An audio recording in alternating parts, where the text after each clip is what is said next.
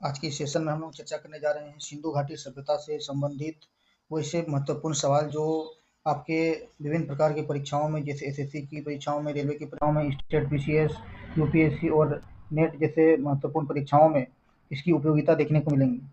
तो हमने आज की इस वीडियो में बहुत कम समय में सिंधु घाटी सभ्यता के वैसे तथ्यों को संजो के जोड़ने की कोशिश किया है कि ताकि हर एक परीक्षा के लिए आपको एक ही सवाल इससे जो है वो मिलते रहेंगे। तो शुरुआत करते हैं। सर्वप्रथम जो है वो सिंधु घाटी सभ्यता की उपयोगिता किस प्रकार से देखने को मिलती है, इससे सवाल जो है वो हम लोग करने की कोशिश करेंगे आज के सेशन में। सर्वप्रथम हम ये जानने की कोशिश कर रहे हैं कि सिंधु घाटी सभ्यता जो है वो क्या बोला जा रहा है, आपकी जो त्रिकोणीय सभ्यता के रूप में बोली जाती है। यानी कि हड़प्पाकालीन सभ्यता को हम लोग कांस्ययुगीन सभ्यता के रूप में भी बोलते हैं, यानी कि कांस्ययुगीन सभ्यता के रूप में भी बोलते हैं। साथ ही इस सभ्यता की भौगोलिक संरचना यानी कि भौगोलिक विस्तार के बारे में जब हम चर्चा करेंगे तो यह जो है भारतीय उपमहाद्वीप में पश्चिमोत्तर भाग में बसा हुआ है। यानी कि ये आपका डायग्राम है, यहाँ पे ये नॉर्थ है, ये साउथ है, ये ईस्ट है और ये वेस्ट है। यानी कि पश्चिमोत्तर जो है वह क्षेत्र में जो है वह यानी कि पश्चिम और उत्तर ये दोनों क्षेत्र में जो है वो बसा हुआ क्षेत्र माना जाता है। क्योंकि आप यहाँ पे इस मैप के जरिए आप देख पा रहे हैं कि ये संपूर्ण क्षेत्र जो है वह क्या बोला जा रहा है, संपूर्ण क्षेत्र जो है वो आपका यहाँ से आप नज़र आ रहे हैं, यहाँ से देख पा रहे हैं, ये संपूर्ण क्षेत्र जो है वह उत्तरी क्षेत्र और पश्चिमी क्षेत्र को दोनों को इंडिकेट करके देखने की कोशिश किया गया है, यानी कि उसका क्षेत्र विस्तार वहाँ तक है। इनका सर्वप्रथम जो नाम जो है वह सर्वप्रथम हम लोग जानने की कोशिश करेंगे कि इसका नाम जो है वह सिंधु घाटी सभ्यता तो नाम पड़ा, लेकिन सिंधु घाटी सभ्यता के नाम के अलावा भी इसका और एक नाम है जिसे हम कहते हैं कांस्ययुगीन सभ्यता। यानी कि क्या बोला जा रहा है कि सिंधु घाटी सभ्यता के रूप में जो है वह क्या है, हड़प्पाकालीन संस्कृति के रूप में जाना जा रहा है, क्योंकि इसकी जानकारी सर्वप्रथम हमको 1921 ईस्वी में राखलदास बनर्जी के द्वारा जो है वह क्या किया गया है देखने को मिला था। तो सर्वप्रथम जब हम देखने की कोशिश करते हैं तो इसके प्रमुख पुरास्थल जो है वह हड़प्पा है, मोहनजोदड़ो है, लोथल है। आप इस मैप के जरिए देख पा रहे हैं, यहाँ पे हड़प्पा है, मोहनजोदड़ो है, धोलावीरा है, सुरकोटदा है, इसी प्रकार से राखीगढ़ी है। तो अलग अलग क्षेत्र आपको नजर आ रहे होंगे, ठीक है। तो आइए हम लोग शुरुआत करते हैं कि इसकी जो क्षेत्र है वह अलग अलग क्षेत्र से किस प्रकार से देखने को मिल रहे हैं। इसमें से जो भारत में जो बसे हुए क्षेत्र है वह है राखीगढ़ी, बानवाली, कालीबंगा, धोलावीरा, लोथल, रंगपुर, ये सारे क्षेत्र जो है वह सिंधु घाटी सभ्यता का क्षेत्र जो है वह भारत में बसा हुआ है। क्योंकि हम जब अखंड भारत के बारे में चर्चा कर रहे हैं तो मूल रूप से हमको देखने को मिलता है कि अखंड भारत के आज का जो पाकिस्तान वाला क्षेत्र है वह भारत का संपूर्ण अखंड भारत का क्षेत्र हुआ करता था। लेकिन जब 1947 में जब हम लोग का भारत आज़ाद हुआ और भारत से पाकिस्तान अलग हुआ तो उस समय जो है वो हम लोग का अखंड भारत का जो क्षेत्र जो है वो कट करके अलग हो गया, पाकिस्तान में चला गया। यानी कि भारत में जो सिंधु घाटी सभ्यता का यानी कि मोहनजोदड़ो से संबंधित जो पूरा स्थल है उनमें से राखीगढ़ी है, बानवाली है, कालीबंगा है, धोलावीरा है, लोथल है, रंगपुर है, ये सारे क्षेत्र वर्तमान में मौजूद है। तो आइए हम एक एक करके सवाल को करने की कोशिश करते हैं कि जो परीक्षा के लिए बहुत ज़्यादा इंपॉर्टेंट है, अति उपयोगी है। इस बीच में हम लोग अलग अलग प्रकार से जो इससे इंपॉर्टेंट फैक्ट्स को भी जानने की कोशिश करेंगे। सर्वप्रथम सवाल है कि सिंधु घाटी सभ्यता की खोज किसने की थी और कब की गई थी। यानी कि 1921 ईस्वी में दयाराम साहनी ने हड़प्पा यानी कि वर्तमान पाकिस्तान की खोज जो है, वर्तमान जो पाकिस्तान में है उसकी खोज जो है वह की गई थी। और 1922 में आर डी बनर्जी के द्वारा भी जो है मोहनजोदड़ो की खोज की गई थी। यानी कि राखालदास बनर्जी और दयाराम साहनी सिंधु घाटी सभ्यता के खोजकर्ता के रूप में विशेष रूप से माना जाता है और यहीं से सिंधु घाटी सभ्यता का अस्तित्व पता चलता है। ऐसे माना जाता है कि अंग्रेज के समय में जो है वह रेलवे लाइन बिछाने के क्रम में उनकी ईंटों की आवश्यकता हो रही थी और वह ईंटों को उत्खनन कर रहे थे और उसी उत्खनन के दरमियान में उसको एक नगर जो प्राप्त हुई जो सिंधु घाटी सभ्यता के नाम से जाना जाता है। दूसरा सवाल है कि सिंधु घाटी सभ्यता का कालखंड क्या है। इसमें अलग अलग प्रकार की इतिहासकारों का अलग अलग किताबों में अलग अलग तिथि क्रम के बारे में बोला गया है, तिथि बोला गया है। लेकिन एनसीईआरटी में जो बोला गया है सिंधु घाटी सभ्यता का जो कालक्रम है वह है 2500 से लेकर के 1750 ईसा पूर्व के बीच माना जाता है। क्योंकि इस युग के बीच जो है वह क्या बोला गया है, इसको ब्रॉन्ज एज यानी कि जैसे हम पहले चर्चा किए कांस्ययुगीन सभ्यता के रूप में भी इसको माना जाता है। तीसरा सवाल की ओर बढ़ते हैं कि सिंधु घाटी सभ्यता का मुख्य नगर कौन कौन से हैं। यानी कि सिंधु घाटी सभ्यता के प्रमुख नगर कौन कौन से हैं, यहाँ पे आप देख पा रहे हैं उनके जो प्रमुख नगर हैं। हड़प्पा जो वर्तमान में जो पंजाब जो पाकिस्तान में अवस्थित है, मोहनजोदड़ो जो वर्तमान का जो है वह क्या है पाकिस्तान में अवस्थित है, वर्तमान में मौजूद है। उसी प्रकार से कालीबंगा राजस्थान में है, लोथल गुजरात में है, धोलावीरा गुजरात में है, राखीगढ़ी जो है वो हरियाणा में मौजूद है। इसी प्रकार से हम अगला सवाल को देखेंगे कि हड़प्पा की सबसे प्रमुख विशेषता क्या थी, यानी कि हड़प्पा में जो है वो अनाज को भंडारण यानी कि उसमें अन्नागार यानी कि बृहद प्रकार के विशाल अन्नागार हमको प्राप्त हुए हैं। इसी प्रकार से हड़प्पा में अनाज को जो है वो भंडारित करने के लिए विशाल अन्नागार हमें प्राप्त हुई है, यानी कि इसकी प्रमुख विशेषता के रूप में यह कहा जाता है। पांचवा सवाल की ओर बढ़ते हैं कि मोहनजोदड़ो का सबसे प्रसिद्ध अवशेष कहाँ प्राप्त होता है, यानी कि महान स्नानागार भी यानी कि ग्रेट बर्थ के रूप में जो ईंटों से बना हुआ था और धार्मिक कार्यों के लिए जो है वह ग्रेट बाथ का उपयोग किया जाता है, जिसको हम जलकुंड बोलते हैं और जिसको अत्यंत रूप से प्रसिद्ध माना जाता है। यह नगर नियोजन का उत्कृष्ट उदाहरण माना जाता है। यदि हम सिंधु घाटी सभ्यता की नगर नियोजन व्यवस्था के बारे में चर्चा करेंगे तो ये अपने आप में अनोखा और बेहतर तकनीक को उपयोग की गई थी। अगला सवाल की ओर बढ़ते हैं कि सिंधु घाटी सभ्यता की लिपि कौन सी थी और क्या अब तक उसकी लिपि को पढ़ा गया है, तो उसके बारे में जानते हैं। यह जो है उनकी लिपि जो है वो चित्रलिपि थी, यानी कि वह क्या है जिसे अभी तक जो है पूर्ण रूप से नहीं पढ़ा जा सका है और निकट भविष्य में जिस दिन उसकी लिपि को निश्चित तौर से पढ़ी जाएगी तो उसका परिणाम जो है वह इतिहास को परिवर्तन के लिए काफी होगा, यानी कि इतिहास भी जो है उससे परिवर्तित होंगे। अगला सवाल है कि सिंधु सभ्यता के लोगों का प्रमुख व्यवसाय क्या था, यानी कि कृषि, व्यापार, कुम्हारी, मुहर निर्माण के रूप में, वस्त्र निर्माण के रूप में, धातु शिल्प के रूप में। जैसे आपको ये मालूम होगा कि सिंधु घाटी सभ्यता का जो व्यापार का मार्ग जो है वह विश्व के जो अलग अलग प्रकार की जो सभ्यताएं हैं, जैसे मेसोपोटामिया की सभ्यता, उसके बाद असीरियन सभ्यता, इस प्रकार से बेबीलोनियन सभ्यता, उसकी प्रकार से मेसोपोटामिया सभ्यता में जो है ज़्यादा से ज़्यादा मात्रा में हड़प्पाकालीन मोहर प्राप्त हुए हैं, जिससे यह जानकारी हमें प्राप्त होता है कि सिंधु घाटी सभ्यता का व्यापारिक मार्ग बहुत बृहद स्तर पर बड़े लेवल पर था। अगला सवाल है कि लोथल किस लिए प्रसिद्ध था, यानी कि लोथल जो है वह बंदरगाह है यानी कि डॉकयार्ड के लिए प्रसिद्ध था, क्योंकि आप जानते होंगे कि व्यापार के लिए जो मुख्य स्रोत के रूप में जो मुख्य यातायात के लिए उपयोगी है वह क्या है, डॉकयार्ड है। इसीलिए जो लोथल जो है वह सबसे ज्यादा महत्वपूर्ण था बंदरगाह के लिए।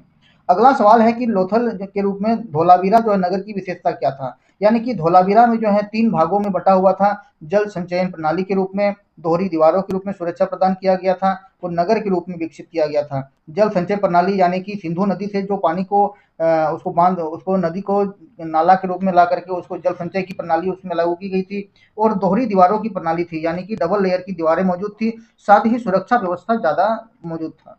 अगला सवाल था कि सिंधु सभ्यता के लोगों की क्या कौन सी देवता को मानते थे, क्या है इसमें जो है वह इन लोगों की प्रकृति पूजा किया करते थे।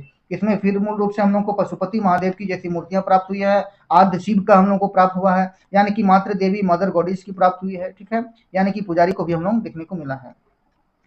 अगला सवाल है कि क्या सिंधु घाटी सभ्यता के लोग पशुपालन करते थे?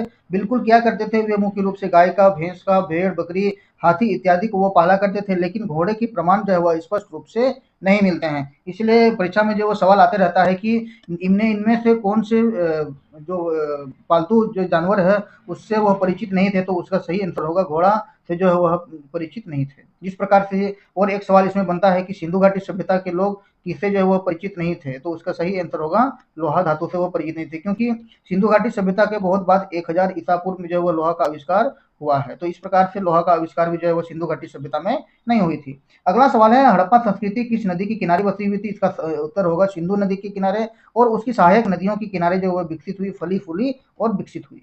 अगला सवाल है कि सिंधु सभ्यता के लोग धातुओं का उपयोग क्या करते थे? बिल्कुल करते थे, लेकिन वो लोहा से परिचित नहीं थे। तांबा का उपयोग करते थे, कांसा का उपयोग करते थे, क्योंकि तांबा और वो टीन का उपयोग करके कांसा का निर्माण करते थे। उसके बाद चांदी का, शीशा का, अलग अलग प्रकार की धातुओं का उपयोग करते थे, बल्कि वे क्या करते थे, लोहा का उसके पास ज्ञान नहीं था, यानी कि लोहा धातु का उपयोग वह नहीं जानते थे। अगला सवाल है क्या उनके पास लोहे का उपयोग था या नहीं था? हम जैसे अभी चर्चा कर रहे थे, उनको लोहे धातु से जानकारी नहीं था, यानी कि सिंधु घाटी सभ्यता में लोहे का प्रयोग नहीं था और यह कांस्ययुगीन सभ्यता के रूप में माना जाता था।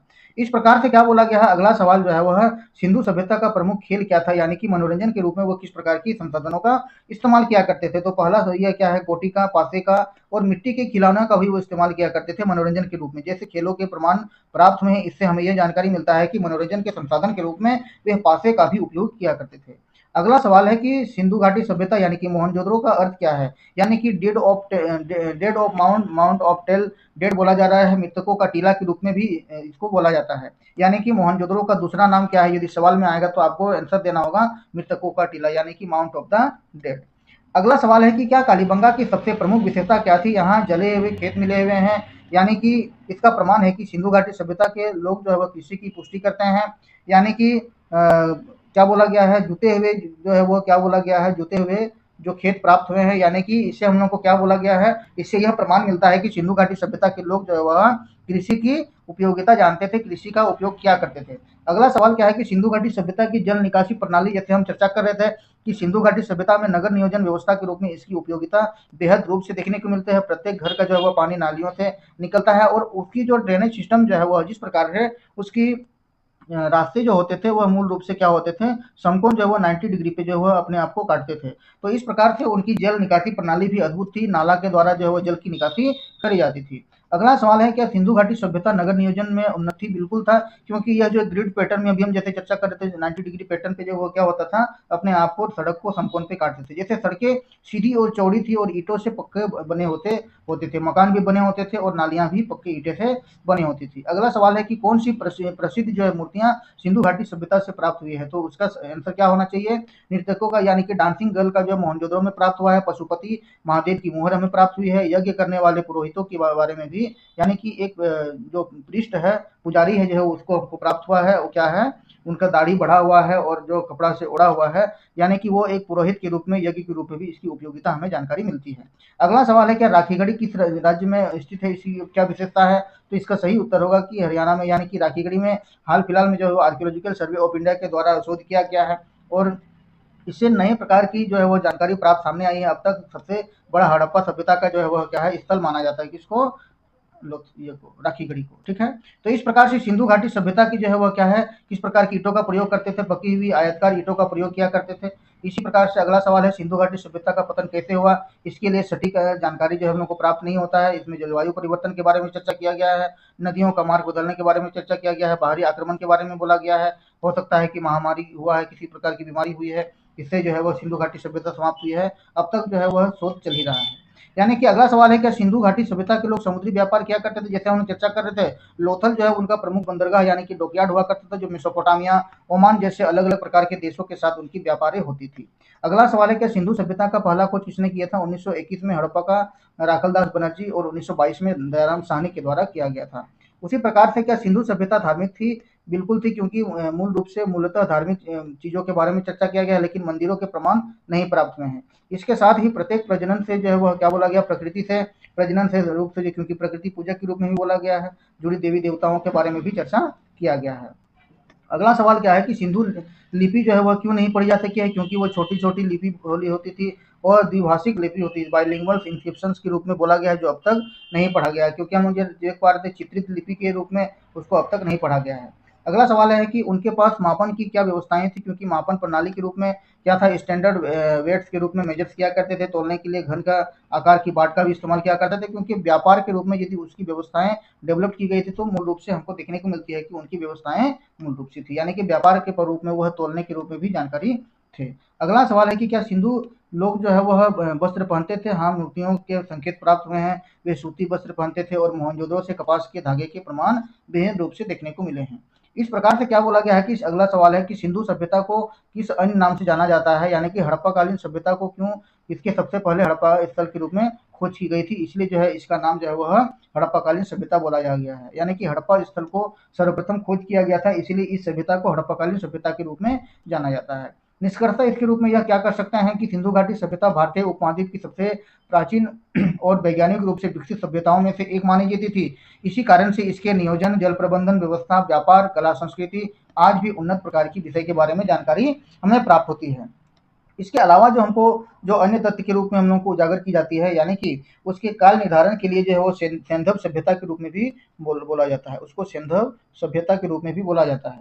यानी कि तिथि क्रम भारतीय पुरातत्व का जो है विवादास्पद बहुत बात बोला गया है, क्योंकि जैसे हम लोग चर्चा कर रहे थे कि 2500 से लेकर के 1750 ईसा पूर्व तक जो है वह क्या बोला गया है, उसकी तिथि क्रम को निर्धारित करने की चर्चा की गई है।